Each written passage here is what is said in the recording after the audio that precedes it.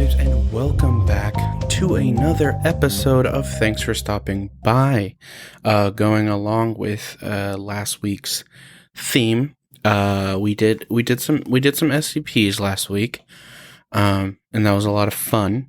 And I wanted to keep the spooky theme going for Spooky Month here.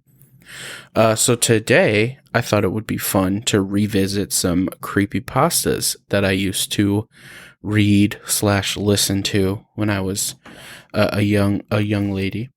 I've gathered a couple of stories that I remember. I know one of them I've never actually read myself, but I remember hearing about it a lot. So I figured it'd be fun to kind of read through them. And the first story that we have today is called Stairs. In 1984, an old widowed lady lived by herself in a 2-story house. She was completely immobile and bound to her wheelchair. Ever since the mysterious death of her husband, she required the aid of a caretaker who would visit her daily to help her with everyday tasks. What made it so difficult was the fact that the 2 floors of the house were only connected by an old and decrepit staircase. When the old lady needed to move between the 2 floors, the caretaker would have to carry her frail body like an infant up and down the stairs. One day, the police received a call from the widow. There had been a murder. Since police units were already scarce at the time, and the murderer had already fled the scene, only one detective was sent out to conduct the initial crime scene report. He arrived to see the caretaker's body splayed out on the floor with her vocal cords ripped out, leaving a pool of blood on the first level of the house. The old lady sat atop the staircase in her wheelchair, watching him, still and silent, seemingly in shock. He immediately ruled her out as a suspect due to her inability to move up and down the stairs, and because she was trapped up there at the time the murder took place. It was similar to the death of her husband, who had suffocated in his sleep on the couch downstairs many years ago. The detective put on his gloves, took photos, swabbed for evidence, and covered the body until the coroner arrived later. All routine business. He scoped the entire first floor for any clues, then he asked the old lady if he could look upstairs. She insisted that she was upstairs the whole time, and no one apart from her had been up there all day. Regardless of this, the detective ascended the staircase, to which she slowly and hesitantly moved aside. Beyond the staircase, there was a narrow corridor with 3 closed doors along it. He checked behind each of the doors. The empty bedroom, nothing. The bathroom, nothing. He became anxious as he slowly made his way to the final bedroom where the old lady slept. He opened it and everything looked normal. A bed, a wardrobe, and a bedside table with a lamp. He checked every wall of the room in horror, as it was not what he discovered, but it was what he didn't discover that made him stop dead in his tracks and slowly reach for the gun in its holster. It was a detail so minor that they had completely overlooked it in the last investigation of the husband's death. There was no phone upstairs. He suddenly heard a noise. He withdrew his gun and rushed out of the room, only to find an empty wheelchair atop the stairs. Whew, all right. Yeah, so that was Stairs. That is definitely a creepypasta I remember quite fondly. I remember I used to watch, there's a YouTube channel, he's still active today, Hoodlum's Revenge. A great YouTube channel, and he does a lot of different content, but he does a lot of stuff on creepypastas. And he used to make, like, creepypasta countdowns and stuff, and I remember Stairs being on one of them. And I think it's just, kind of like similar to what I was talking about with SCPs a little bit. Like, I think it's a perfect example of what this is, this type of creepypasta, which is, it's very campfire-esque. It's very short, to the point, with that spooky reveal at the end, setup, punchline. I think it's A great short creepypasta. Definitely a classic. But with that one being out of the way, the next story is actually the one that I mentioned that I had not read yet. Like I said, I remember, hearing this one a lot. It's not the longest creepypasta, but it's definitely a lot longer than Stairs. But like I said, I remember hearing this one a lot on a lot of top creepypasta lists and stuff, but I never read it or listened to it myself. So I figured it'd be kind of fun to visit this story, in its entirety on the show. So with that being said, this is Anansi's Goatman story. Here's my story. Be 16. Be black and have family down in Alabama. They farm and own a huge amount of land down in Huntsville. Uncle owns a big house and a bunch of trailers they put out by the woods for hunting or camping.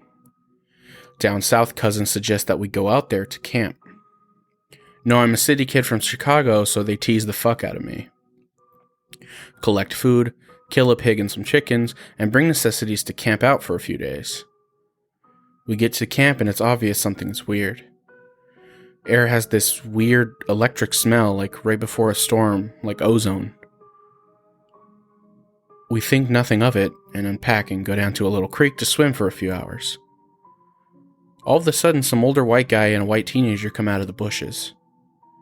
He has a shotgun in the crook of his arm and says hello and asks us what we're doing this far back in the woods. I tell him about my uncle, who he knows, and say we're out camping. He tells us we need to be real careful out here and stick together. There was a big animal in the woods. His son, who is my age, asks if he can stay and hang out with us. He says okay. I'm going to stop green texting because the story is fairly long and the format is harder to write in. So we end up playing football, dicking around with me, and there's a white kid, Tanner, 5 of my cousins, and 4 of their friends. In total, there were 5 girls and 6 boys. We were all around 15, 17. We ended up just digging the day away, so we head back to the camp and pulling out some stuff for the campfire, even though the trailers both had kitchenettes. Tanner says that his family's property sits up against my uncle's. He wants to run home and ask his dad if he can come out camping with us. My cousin Rooster says he's going to go with him since it's going to get dark soon. One of the girls also wants to tag along. It's about 7 o'clock, and it's starting to get pretty dark. They take flashlights and take the trail towards Tan's property. The rest of us chill. We make s'mores, drink, kiss on the girls. About 30 or 40 minutes later, there's a smell of ozone again. You can smell it over the smell of the fire we'd started. It's really nasty, coppery smell, like right after you had a nosebleed and it stopped. It wasn't exactly like dry blood, but it was the nasty metallic back of your throat smell. We immediately think that it's some kind of electrical malfunction or someone left a hot plate on or some shit. We search the trailers and nothing is on. We can smell it. All of a sudden, we can hear people booking down the path towards us, and Rooster, Tan, and the girl all come running into the clearing, out of breath. They don't even break stride. They all run into the trailer right by where the fire is. We all get the fuck out of there and into the trailers. They end up calming down. Even Rooster is crying his fucking eyes out at this point. All the while, the fire is guttering lower and lower. So my cousins say fuck it and are about to go outside to get the generator out of the shed between the trailers. Tanner goes, fuck no. Lock the front door. Ain't nobody else going outside. He's been crying too, and his eyes are bloodshot and puffy, and his pants are dirty as shit.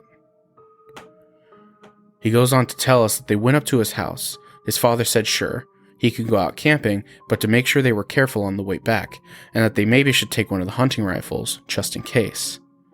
Evidently, Tanner had seen something in their yard a few days before. One of their pigs had come up ripped up and half-eaten. They assumed it was just some big cats or coyotes, even though they don't usually fuck with the live animals. He'd gone upstairs and packed his stuff, and told his dad that he would be okay, without the rifle, because coyotes avoid people. So they started walking back towards where we were camping. So, Rooster finally stops crying and shaking. The girl already had, but she was just staring out the window with a dumb look on her face.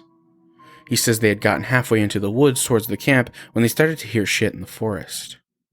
It was almost pitch black by this time, so they weren't sure at first what the fuck it was. The girl says that she heard something in the bushes right off the trail, and they beamed their flashlights over there, and there was something standing in the woods in a little hollow. Rooster said they shouted at him and told him that he was scaring the fuck out of them and what a dick he was. He says that's when he realized that the guy was facing away from them, so they kept walking, and they start smelling the nasty coppery ozone smell. They say that they looked off into the forest on the opposite side, and it was a dude standing in the forest backwards, slightly closer to the path.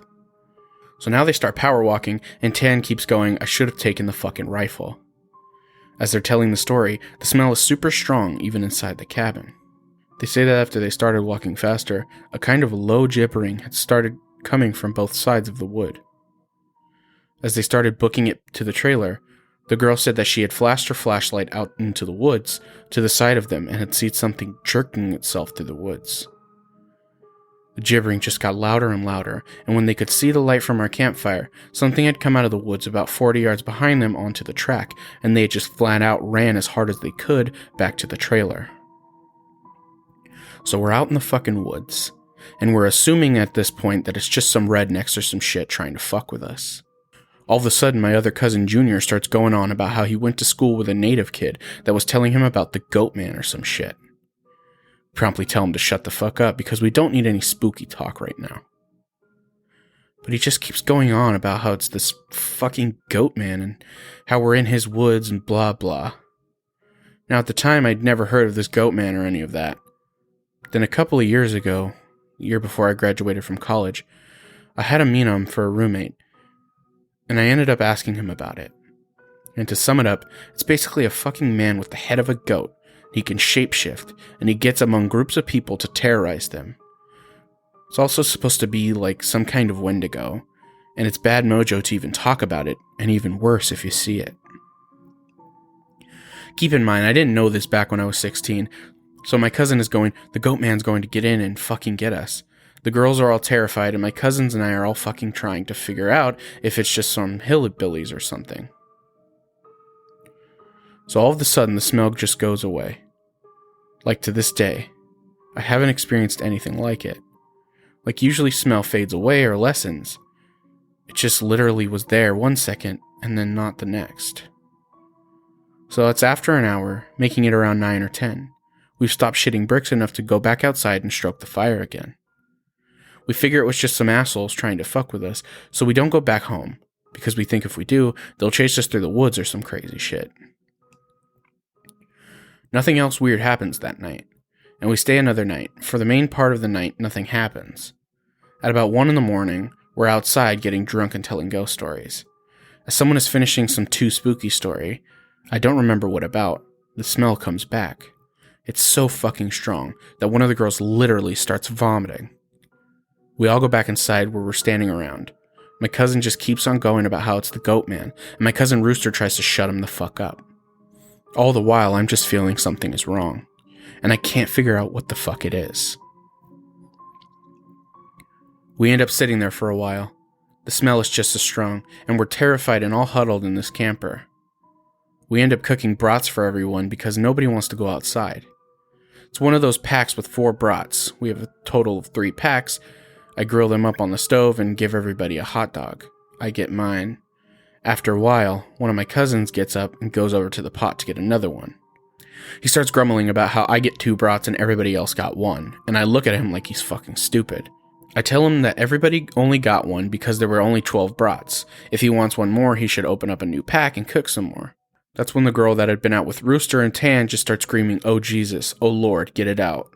She's crying and shivering, and then it dawns on the cousin standing up, what the fuck is wrong? Me and him both glance around the room, and then I can feel my heart fucking sink. I run the fuck out of the cabin, and the girl runs out with us. The trailer door is banging against the side of the trailer as everybody books out of the cabin. One of my cousin's friends asks us what the fuck was wrong. I start counting us. There's only 11 now. I shit you not, my cousin verified.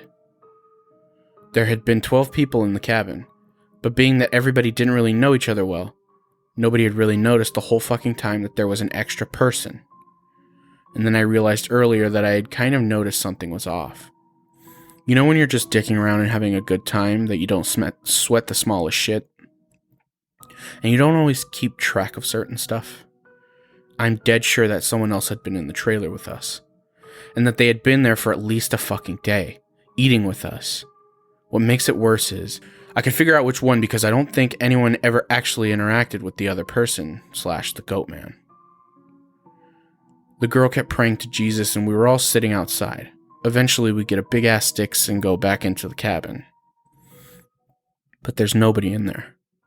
We count again and there's 11 people. We go back into the trailer and lock the door.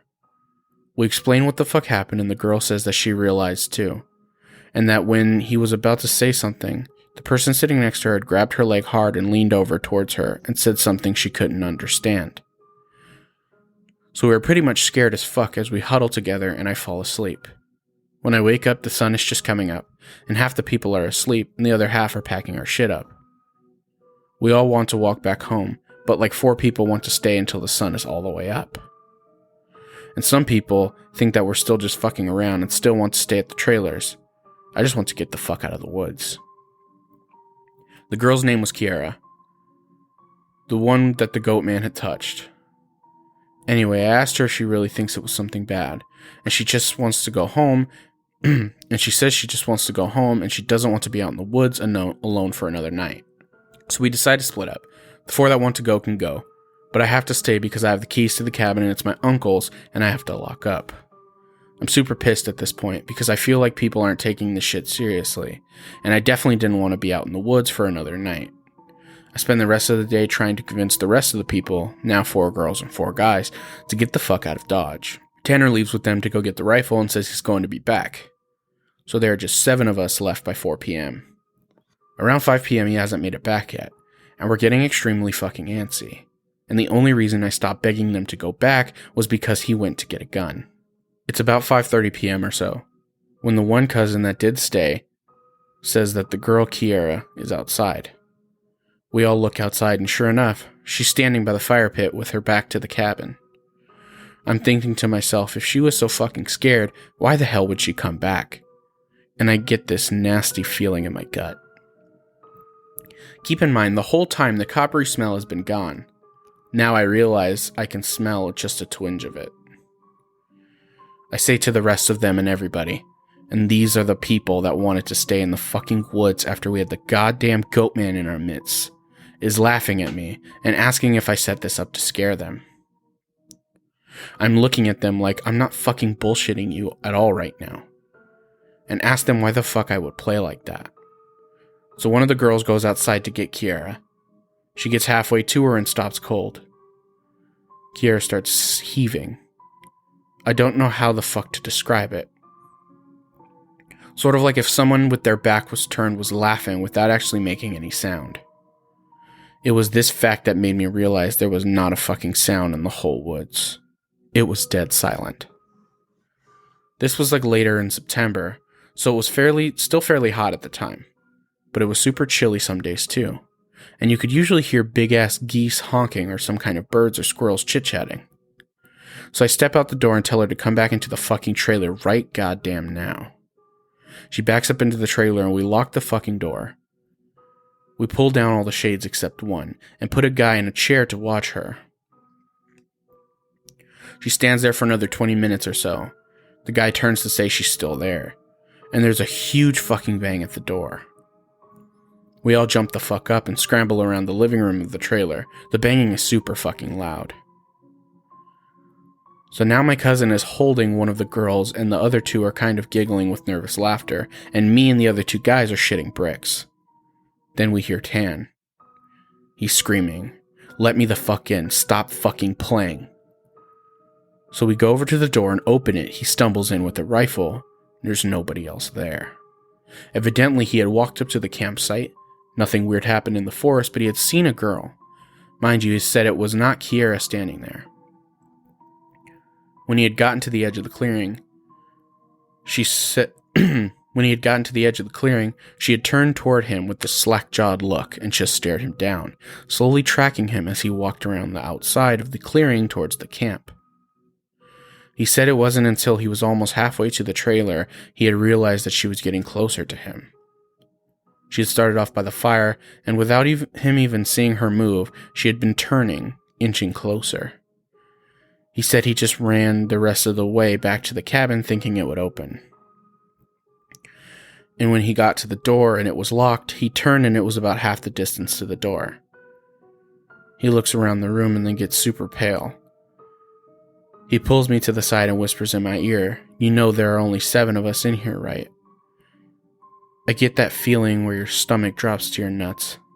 It had been back inside the trailer while we were sorting out who was going where.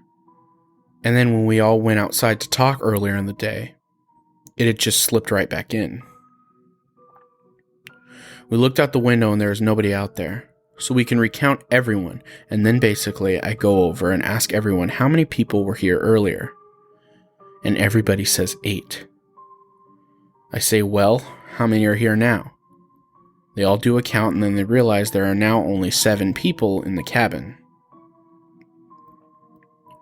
So Tan had brought back a couple of boxes of ammo and his rifle. And he had told his dad that there was some kind of animal in the forest because he didn't think his dad would believe him if he said it was Goatman.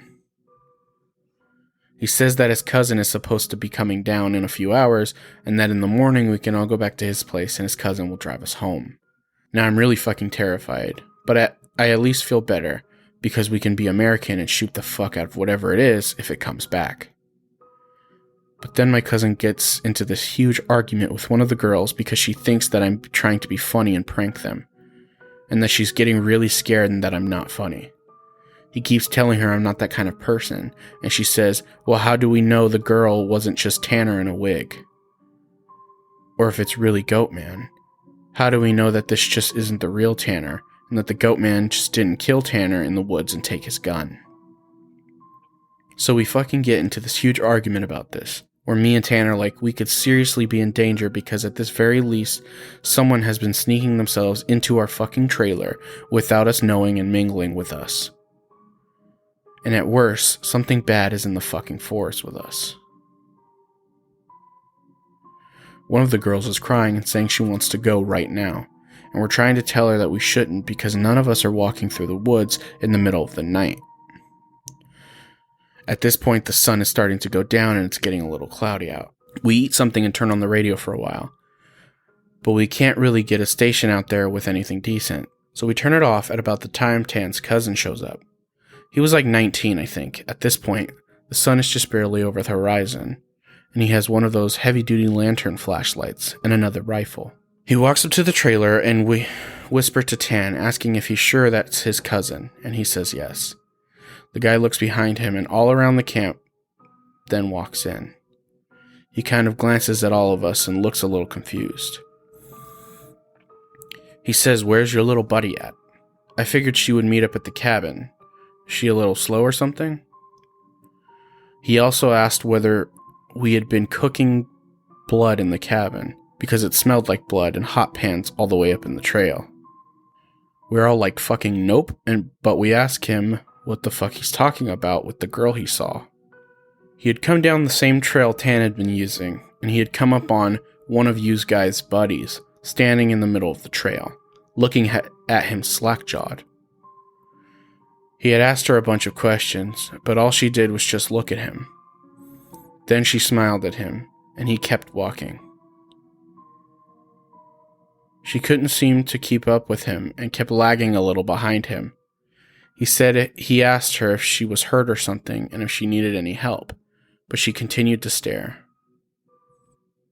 Eventually he had been walking and turned around a bend in the trail, but when he turned around and went back to see if she was okay, the trail was empty. He'd assumed she had taken some shortcut through the woods to our trailer. We tell him the whole story of what's been going on. I half expected him to say we were full of shit, but he just listened and then sat down on the couches in the living room. Tanner's cousin gets back to the girl. He says when she had kept trying to lag behind him, it kind of weirded him the fuck out. So he tried to keep her in front of him, but no matter how slow he walked, she was always lagging a little bit behind, and that he smelled this nasty smell, and it got stronger as he went to the camp. Eventually, it got really strong. She had said something really low that he didn't catch, and when he turned around, she had been right the fuck up on him, and he stepped back from her. It was at this point he asked her if she was okay, and if she wasn't, him to carry her back the rest of the way, and she just kept staring. He said he reached out for her, as in to grab her on the shoulder, but he must have misjudged the distance because she was off to the side of where he put his hand, like she had moved while he was looking dead at her. So at this point, we know this shit's real, unless Tan is playing a joke, which we can tell he's not because he's almost pissing his pants. So they load up their rifles, we eat some more, and we just kind of sit around until about 11.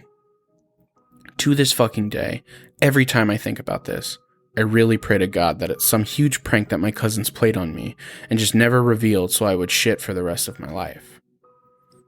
At around 11, the stink of copper turns into an actual nasty, gross blood-like smell, like cooking blood and singed hair.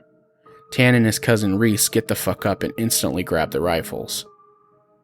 There's like a half knocking, half clawing at the door, and I shit you not, there's this voice. And it sounds like when you see those YouTube cats and dogs whose owners teach them how to talk. It says in this halting, weirdly toned voice, "Let me the fuck in. Stop fucking playing." It made my fucking nuts creep up against my body, and one of the girls just started crying and calling on Jesus. It was so fucking obviously not a person talking. It didn't have the right cadence, and that's some shit that I will never realized up until this moment. But all the people have a certain cadence when they talk. No matter what language, all people have a certain rhythm to talking. The shit didn't have any kind of cadence or rhythm. One of those YouTube cats. That's what the fuck it sounded like outside the door. So now I'm in a full-on terror mode. We keep yelling outside, "Who is it? Stop fucking around, man." And it just keeps saying "in" or "let me the fuck in" for almost 15 minutes. It sounded like this. Almost, just not funny. Sorry for being on a tangent, but if you can't imagine how this shit sounded, then you can't imagine how fucked up the whole situation was. So then the smell goes away for a while, and for the next hour or so. You can hear someone basically creeping around in the woods and shit. Every couple of minutes, it'll come back to the door and say something. Finally, when the smell fades away, it's around 2 in the morning right now. Reese says, "Man, fuck this," and opens the door and walks outside with his rifle. He fires a shot into the air and says something to the effect of, "In the name of Jesus Christ, go away." He fires 2 more times, and then from the woods right up against the river, across from the trailer, it sounds like something is slowly gibbering and hooting. Then it starts screaming, and it sounds almost like a woman and a cat in a bag screaming together. Like I've seriously never heard any shit like that. And you can hear the brush over that way starting to shake. Reese fires over into the tree line and starts backing into the house. We lock the door, and we can hear this shit keening and screaming. Reese said something had come out of the bushes, super low to the ground, and crawling towards the cabin. He had shot at it. Pretty much that was how the rest of the night went. It was literally just screaming constantly for the next 2 hours. We could hear shit moving out into the tree line, but it never came back up to the cabin until everyone had fallen asleep. Tan had been sitting in the chair watching the door with his rifle. Nobody else heard or saw this, and he told me 2 days later, after the whole thing was over. He said he'd been nodding off after the screaming and noises finally stopped, and he had been almost asleep when he saw someone come out of the bathroom and then lay down in the middle of the floor and go to sleep. He just assumed it was one of us, and he had nodded off. Then he said he kind of realized something was wrong, and while pretending to be sleeping, he counted us. There were 9 people in the cabin. He basically didn't want to try to shoot at the thing in the cabin and have it kill us then and there. Or have Reese wake up and start shooting and then we kill ourselves. So he just stayed awake all night, pretending to sleep. He said sometimes it would stand up and kind of do this weird jittery thing, or heave like it was laughing, but then it would lay back down. The story closes pretty weak, because from my perspective nothing happened. We woke up and I noticed Tan was a little jittery, and that he was avoiding looking at all of us. But we ate some breakfast, packed up, and started walking to his house. He stayed last night in the cabin and said he'd lock up and bring me my uncle's keys to just start walking and he'd catch up. Which I didn't really want to fucking do. We got a little bit up the path, and when he came running up, basically we just jogged back to his house. His cousin took us home. There was a window in the bathroom. Tan had gone back to lock up and looked in there. We were too stupid to lock a screenless window. The window was fucking up when he went in there. I'm guessing it had been doing that all along, waiting for us to fall asleep or slip in when we were getting among us. It walked with us all the goddamn way back to his house, and then he said it lagged to the back of the group and looked him dead in the eyes before walking into the woods. Okay, so that was Anansi's Goatman story. So here's the thing. And I know there are a lot of people who really like this story. And there are a lot of people who are huge fans of this story. And you're gonna be upset. But I really did not like that. Like I said, this was the first time I'd ever read this story. And yeah, I am just not a fan. Not a fan of the way the story's written. Grammatical errors happen. It's not that big of a deal. But the story is very hard to read when every other word is the F word. It really fucks up the flow of a lot of sentences. I get that he's supposed to be scared and young and, kind of edgy, but like when you start throwing in curse words in the middle of sentences where they don't even make sense, it becomes a little distracting. And also, I just didn't think it was that scary. It was kind of boring. It was really long. Like I said, the sentence structure was all over the place. So I unfortunately was not super huge into that one. And if you are, that's totally fine. Like I don't know shit about anything. I'm just saying from my personal taste, I didn't really enjoy the experience of reading this story. It felt a little more like a chore than it did like an enjoyable spooky tale. But with that said, I wanna read one that's definitely a little bit shorter. I'm sure most of you listening to this know all about creepypastas because I talk about them a lot. Video game creepypastas are a huge part of the community. And there's way too many of them. But it would feel wrong not to include one. So I tried to pick one that's kind of short. There's a lot of ones I could have done that are good, like Ben Drowned. There are also ones I could have done that are not good, like Squidward Suicide, but they're very famous. Well, that's not a video game creepypasta. You know what I mean, like haunted media, I guess. But I wanted to include this one because while I don't really remember if it scared me or not, I remember hearing this name all the time. And so it'll be nice to revisit and see if it is still scary, or if it holds up the notoriety it got when I was younger. So this story is called Mr. Mix. Does anyone remember an old PC game from the early 1990s called Mr. Mix? It's mainly a typing game similar to Mario Teaches Typing, where you have to type words into a box to make a chef, the titular Mr. Mix, put ingredients into a bowl. Unlike most typing games, however, this game is notorious for having an insane difficulty curve. The game has a words per minute requirement for each level, being as low as 10 on level 1 and as high as 85 on the third. By level 5, the requirement reaches over 500, effectively making it impossible to proceed any further. One of the main things that people have noticed about the game immediately was the background music.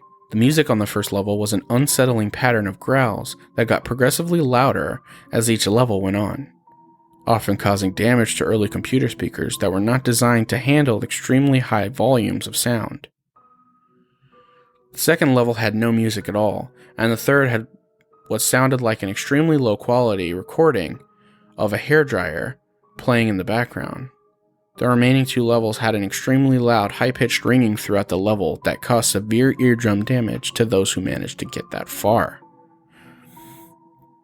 Another rather disturbing aspect of the game was the design of Mr. Mix himself.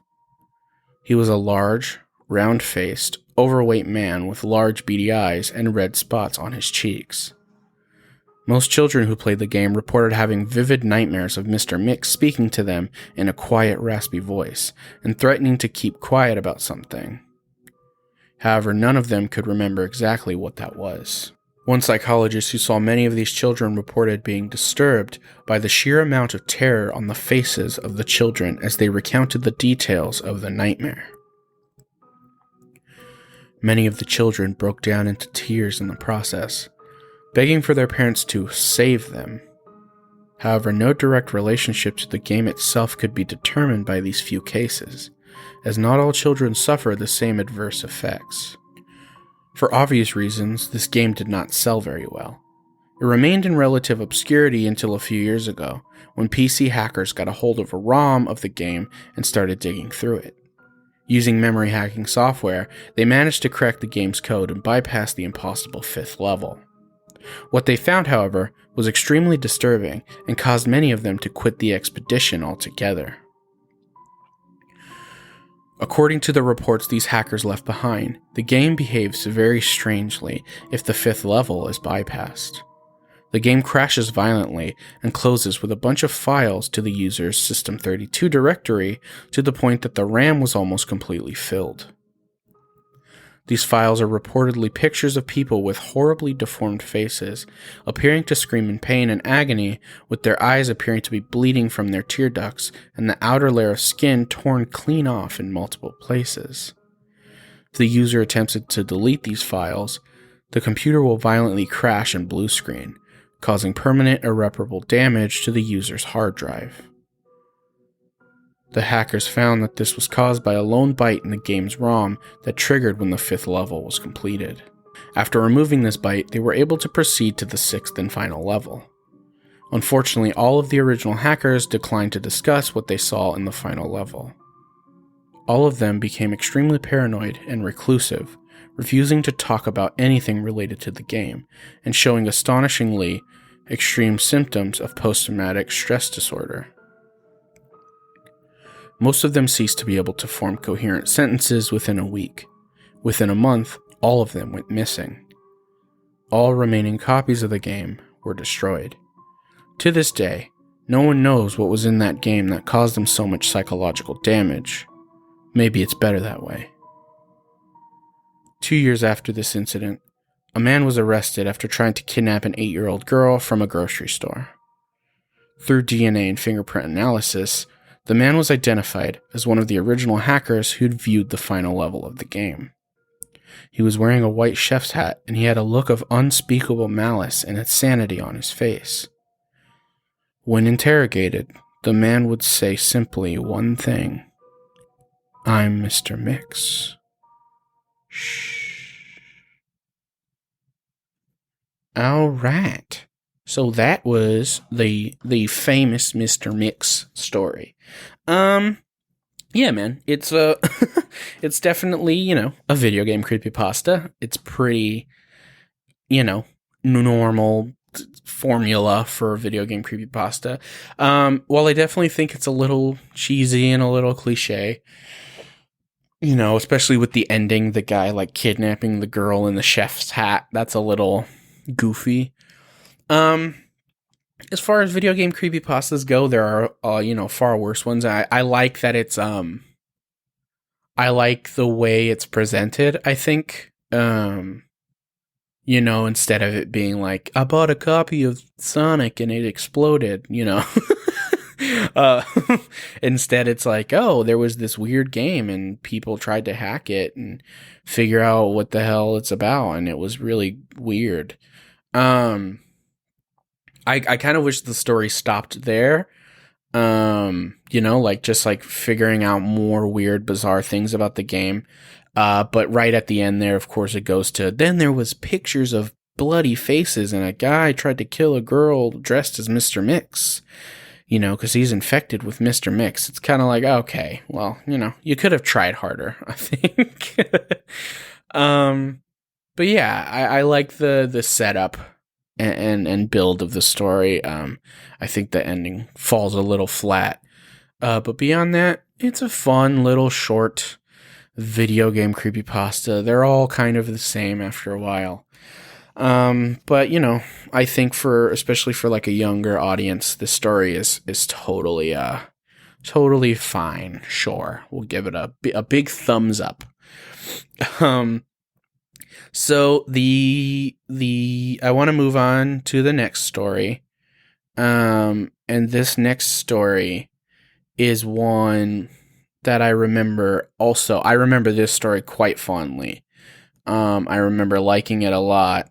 Oh no, I got an ad. Yeah, I remember this story quite fondly. I used to listen to the Mr. Creepypasta reading of it. And it was a lot of fun. I remember it kind of freaking me out a little bit. But I remember being less scared and more just unsettled, I think, because of the sort of themes and ideas set up in the story. So this story is Barbie.avi. Hello. This thing happened to me a few months ago. I just need to share it with somebody. It started at my friend's party. He's an artist who rented out a loft in the industrial part of town. If you can picture what a place in Detroit looked like in the 1920s, that's what the area looked like. A bunch of old turn-of-the-century factories crammed into 10 blocks. Most of them are abandoned. So I partied a little too hard that night and decided to crash on the couch at the loft. I woke up at around 4 a.m. The sun wasn't out yet, but I could still make things out in the blue dim light. I went to the bathroom, carefully tiptoeing around the people that were passed out on the floor. As I was taking a piss, I tiptoed to look out the bathroom window, and I saw the panorama of deserted urban decay. I remember how much I liked places like this. It was so dark and devoid of life, strangely serene. So I went back to the couch and tried to fall asleep. After 45 minutes of staring at the ceiling, I decided I didn't want to be there any longer. So I swallowed my pride and decided to wake my girlfriend up to beg her for a ride, since walking around the vacant streets at this time was not an option. Being an awesome girlfriend, she was totally cool with it, told me she would be there in about half an hour, and that she would give me a call when she was outside. My phone died 10 minutes later, so I decided I would sit by the window and watch for her car. I sat there for a while and my eyes started getting heavy and I began to doze off. A crashing noise outside woke me up. It wasn't loud, but just enough to snap me into reality. I looked out the window and scanned the area, but didn't see anything. Across the street from a loft near a mountain of garbage bags and one of those enormous dumpsters, I see a computer and a monitor smashed against the floor like it hadn't been there before. When my girlfriend arrived, I went downstairs and greeted her. Just as I was about to get in the car, I remembered a friend of mine who had blown out his power supply. So I decided to walk over to the dumpster and see what I could salvage. The monitor was worthless, but the tower seemed to have suffered almost no damage, so I put it in the trunk and we drove off. About a week had passed and I had completely forgotten about the tower until my girlfriend called me to let me know it was still in the trunk and that she wanted it out. That night I brought it home. Before I took it apart, I decided to hook up my monitor to it and see if it still ran. And to my surprise, it did. It ran Windows XP and it looked like it had been wiped clean. I decided to do searches for words like tits and pussy in hope of finding some secret stash full of weird deviant porn from the previous owner I'd forgotten about. Morbid curiosity, I guess. Search came up nothing. Search for picture files, nothing. Then I searched for movies and one file came up. It was a .avi inside a folder titled Barbie, hidden in the Windows System 32 directory. So I played it. Now this is where it gets disturbing. The movie was about an hour long and was made up of what seemed like raw exported footage. The footage was of this woman sitting on a chair and talking against a white backdrop. I skipped through most of the movie and it was the same continuous shot. Then I decided to sit through the footage to find out what she was talking about. 15 seconds into the footage, the audio goes completely bad and her voice is drowned in harsh static background noise. I couldn't make out a thing. So I imported the footage into Final Cut and tried to mess with the levels to isolate her voice. It helped a little, but I still couldn't hear what she was saying. I was intrigued now, and I began to finally pay attention to her face and body language. It seemed that she was being asked some kind of questions. Because she stops at times to listen, and then continue talking. About 15 minutes into the footage, her face begins to redden and contort as if the questions are bothering her. But she continues to answer them anyway. Shortly after, she begins to cry. She sobs hysterically for the duration of the film. One of the few words I could lip read was skin. She repeats this word many times throughout the footage, and at one point she even pulls on the skin from her arm and mouths the word. She seems to be unhappy with her skin. There's much more I have to get off my chest, but it's getting late and I can't go on. I'll share the rest tomorrow. God save my soul. It kept on building and building, and about 40 minutes in, she's crying so hard she can barely look at the camera. She stops talking at this point, and the rest of the footage is just her crying with her head down. Oddly enough, she doesn't get up or move. The screen just fades to black. I was fucking dumbfounded. I played the whole thing through many times that night, trying to find inflections and nuances in her movement that would reveal anything else about what was going on. I felt so dissatisfied. I wanted to know more. That's when I noticed that there was about 10 more minutes left on the timeline after the screen went black. And about 2 minutes in, there was more footage. The footage was extremely shaky, almost unwatchable, and depicted a pair of legs walking along train tracks. My guess is that the camera was accidentally left on as if it was being carried somewhere else. The person in this footage walks along the train tracks for about 6 minutes and then turns into the forest and walks over what looks like foliage flattened by a piece of plywood.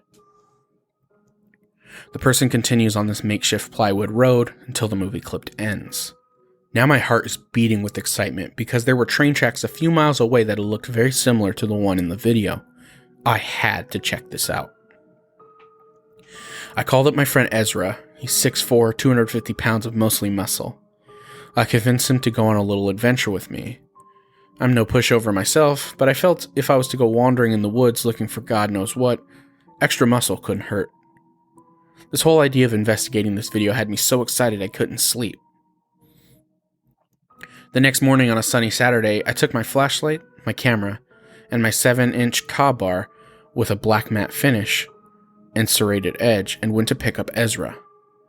When I got to his house, he wasn't even awake. When I woke him up, he pretty much told me to fuck off. I was already packed and I had mentally prepared myself to do this, so I decided to go through it without him. I parked my car at the train station, took my stuff, and hopped onto the tracks. After walking for about 2 hours, I saw a broken piece of plywood and my knees almost buckled with excitement. I searched the nearby foliage, and there it was. A little plywood trail leading into the forest. I walked slowly along the trail, paying close attention to everything. I would stop occasionally, kneel down and listen for anything or anyone, but it was so quiet.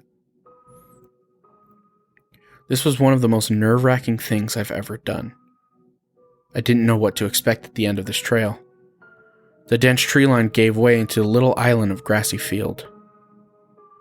And then I saw it. A house being consumed by the forest. From the looks of it, no one had lived there for 20, maybe 30 years. I got my camera and snapped a few pics. A few yards away from the house was a tool shed made of rusty sheet metal. I just sat there among the trees for a while, absorbing everything. I didn't want to go into the open field. I had this bad feeling that something would see me. It took me a while to muster the courage to go up to the house. The door was partly opened. I pushed it in with the flashlight and was relieved that the inside was actually very well lit. I put my flashlight away, got my camera, and took a few more pics. There was no furniture. The floor was riddled with bricks and wood and rubble. Some of the walls had huge holes in them. When I went in further to explore, I saw some things I didn't pay much mind to in that moment, but now that I think about them in hindsight, they greatly disturb me. The first thing that seemed a little odd was that one of the doors in the first room that I had presumed led to the basement seemed a little too new to be in this house. It was also the only door in the house that was locked. Also, when I made my way up to the second floor, I saw some chairs and a fold-up table that also seemed a little too new to be here. But what disturbed me the most for some reason was the bathroom. The dust on the mirror had been wiped away, and in the bathtub, I saw a clear plastic tarp that still had water droplets on it, from when I presumed it was washed clean. That's when I heard something moan really loud, and that's when I jumped the fuck out of the second-story window and ran back to the tracks. Halfway there, I realized the moaning was most likely a water pipe expanding or contracting. And that little moment of relief gave into the horror which I felt when I wondered why the water would be running on an abandoned house in the middle of the fucking woods. It's been a little more than 2 months since this happened, and I haven't gone back there, nor do I plan to. Whew, okay, that was Barbie.avi. Yeah, I still love that story, man. Oh, that was my own chair. Yeah, I still absolutely love that story. I love that there's really no resolution or explanation or threat, really. Like, this guy just happens upon a weird video, and it makes sense that it was filmed in his town because the computer was thrown away in his town, and he goes to this house and just kind of, I like that he doesn't stumble across some crazy man living in the basement or a surgery room of a delusional doctor, and then he's kidnapped and now he's the new victim. He's just kind of like, this fucking house is scary as shit, and then leaves. And that's the end, because that's what I would do.